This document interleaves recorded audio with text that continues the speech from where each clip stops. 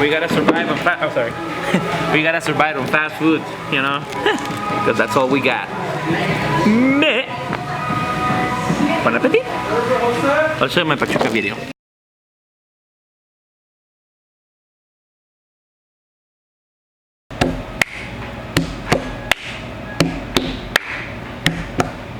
Ready. Oh, so yeah. So, about 3.5 years ago, when I started off with Bipolarte, I always thought about it as a band. Even though the rest of the members, of the band members, were always in my head, because we have like Lucifer in the bass, Jesus Christ in the keyboard, and Buddha in the drums, because the fat one is always in the drums. Sorry to hurt your feelings hurt, fat boy, but you're always in the drums. Where else could you be? Playing football? Anyway, so I always thought about Bipolarte as a band, even though a lot of people approach him as a character. 3.5 years later, and 360 shows later, I learned that Bipolarte is nothing more but energy. That's all it is. It's nothing more than a beam of light traveling through the universe, which is a reflection of yourself.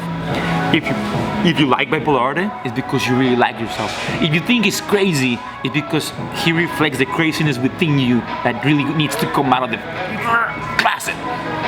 If you think Bipolarte is nothing but a joke, it's because you are too tight. If you think it's just like nonsense, it's because you have a lot of stuff thinking inside your head. You can't really put that together.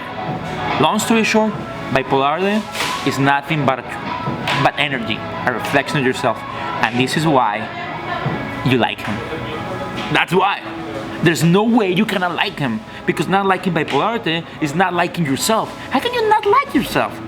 We were born to love us. We were born to love ourselves. We're not here to be judged, we're here to be loved. And that's why you love Bipolarte. That's why you identify yourself with him.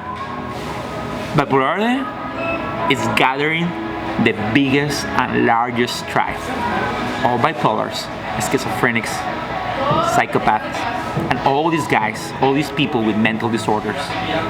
This is why all these survivors who are surviving the Bipolarte experience are becoming together as a cult, as one, as a bipolar tribe. So I just got back from a tour in Mexico. You know, it was my 8th time tour in Mexico. It was amazing. It was about 18 days on the road. It was amazing. Just by myself, you know, just God and myself. Seriously, how do you do that? How do you plan a tour and you go by yourself carrying all of the stuff?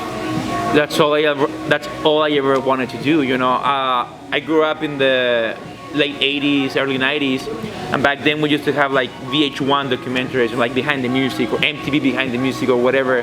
Right. And I swear to God to you, every time you hear about all these bands like Metallica, Guns N' Roses, or Black Sabbath or whatever, yes, there was the fame and everything, and then there was the behind the music.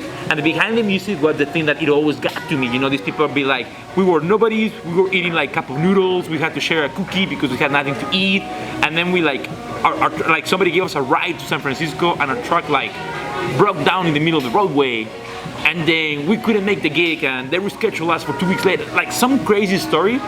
If I had to choose between, you know, having it made in music with like millions of dollars, girls and limos and all these mansions, or having all those experiences of having my car breaking down in the middle of the road, I would have gone for the adventure. My biggest fantasy was like not to care about life, to break up with my girlfriend, which I did. We were gonna get married, and I remember she told me, you know, if we really wanna get married, music will be a hobby. And that's how I knew she wasn't the one. Next thing you know, I packed everything on my car and I drove down to LA, from San Jose to LA. And then I caught up with the love of my life. I gave everything up for music. No family, no nothing. And I've been doing it since then. And as of now, Bipolarte has been recognized by Vive Latino FM radio in Mexico City as the #1 independent Mexican artist in the world. Most active Mexican artist in the world.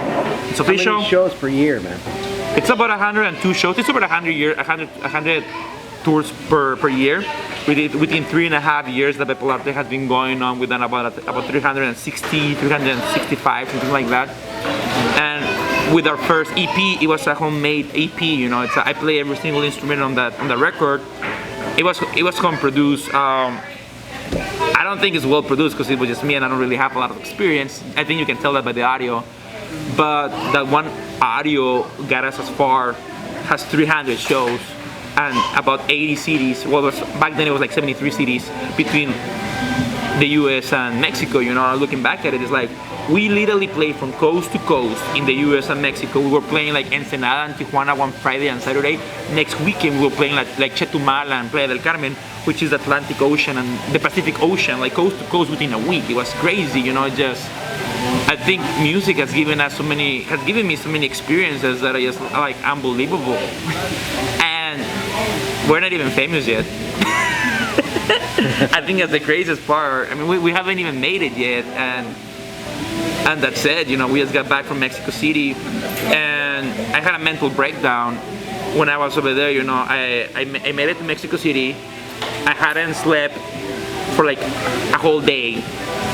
I get to Mexico City like around at the airport, like around 7 in the morning. I take a city bus to Pachuca. One of my friends, he's from Pachuca, which is like 2 hours away. He's like, oh, don't take the city bus, they're gonna rob you. It's full of crime and everything. So I'm just there in the city bus with my guitar on, my pedals, my carry-on luggage. I'm like, fuck, someone's gonna notice I'm a freaking tourist and they're gonna rob everything I got. I hadn't slept, I hadn't eaten breakfast, you know, I'm just there. I get to Pachuca, it's Thursday. I call up the promoter, kind of like, hey, I'm here, where's the venue at? And the promoter is just like, to be honest with you, I never booked the show. It was so, I just wanted to look cool and be like, yeah, I'll get the show, but I never did anything. I had a mental breakdown right there, me getting off the bus station in Pachuca with my guitar and my carry-on, and that's not it. You can look at the date, I think it was August 20th, no, it was Thursday. I don't remember the date from the top of my head. The next thing you know, there was like a thunder. It started raining in Pachuca. My guitar, I carry on, hadn't slept, hadn't had breakfast, and the show was canceled on me on the same day. And then I asked myself, is this even worth it? I swear to you, I got a mental breakdown right there. What did you do? Did you beat the shit out of the promoter or what? I never met him. I just didn't talk to him. I never met him, and that's it. I just didn't care. I think because that was a Thursday, but then I had a show on a Friday, and then I had 2 shows on a Saturday, Tula, Tulancingo, part of Hidalgo, and those 2 shows they were like 3 hours apart. I thought it was the same city, you know, Tula, Tulancingo. I thought it was the same city. No, it's 2 different ones. So I played at Tula at 5 p.m. and then I played at Tulancingo like at 10 p.m. during the rain. It was crazy, but it was amazing shows. And once you get through this, it's pretty much what makes everything worth it. Have you been to us yet? No.